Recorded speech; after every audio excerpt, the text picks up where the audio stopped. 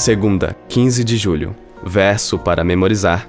E Jesus acrescentou: o sábado foi estabelecido por causa do homem, e não o homem por causa do sábado. Assim, o Filho do Homem é Senhor também do sábado.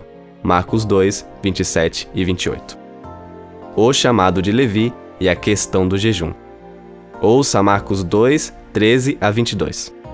De novo, Jesus foi para junto do mar, e toda a multidão vinha ao encontro dele, e ele os ensinava. Quando ia passando, viu Levi, filho de Alfeu, sentado na coletoria e lhe disse: siga-me. Ele se levantou e o seguiu. Achando-se Jesus à mesa, na casa de Levi, estavam junto com ele e com seus discípulos muitos publicanos e pecadores, porque estes eram muitos e também o seguiam. Os escribas dos fariseus, vendo Jesus comer em companhia dos pecadores e publicanos, perguntavam aos discípulos dele: por que ele come e bebe com os publicanos e pecadores? Tendo ouvido isto, Jesus lhes respondeu: os sãos não precisam de médico, e sim os doentes. Eu não vim chamar justos, e sim pecadores. Ora, os discípulos de João e os fariseus estavam jejuando. Algumas pessoas foram perguntar a Jesus: por que os discípulos de João e os discípulos dos fariseus jejuam, mas os seus discípulos não jejuam? Jesus respondeu: como podem os convidados para o casamento jejuar enquanto o noivo está com eles? Durante o tempo em que o noivo estiver presente, não podem jejuar.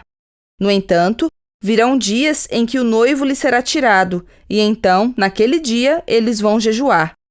Ninguém costura um remendo de pano novo em roupa velha, porque o remendo novo tira um pedaço da roupa velha, e o buraco fica ainda maior. E ninguém põe vinho novo em odres velhos, porque se fizer isso, o vinho romperá os odres e se perdem tanto o vinho como os odres. Mas põe-se vinho novo em odres novos. Pergunta 3. Quem era Levi, filho de Alfeu, e por que alguém se oporia ao seu chamado para ser discípulo de Jesus? Na época de Jesus, os cobradores de impostos eram funcionários públicos que trabalhavam para o governo local ou para Roma.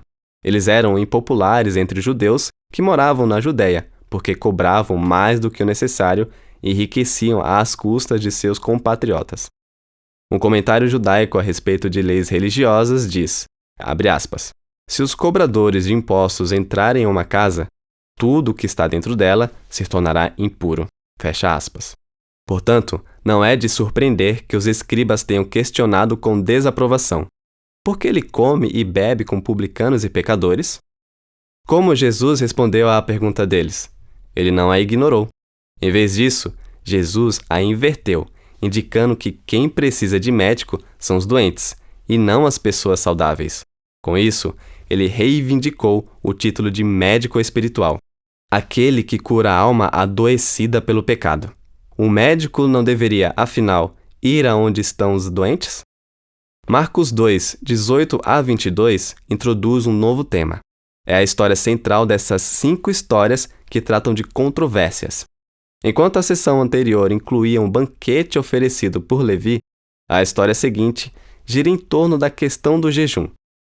Algumas pessoas perguntaram por que os discípulos de Jesus não jejuavam, quando os discípulos de João Batista e os fariseus o faziam. Jesus respondeu com uma ilustração ou parábola na qual compara sua presença a uma festa de casamento. Um casamento seria estranho se os convidados jejuassem. Jesus, no entanto, predisse um dia em que o noivo seria tirado, uma referência à cruz.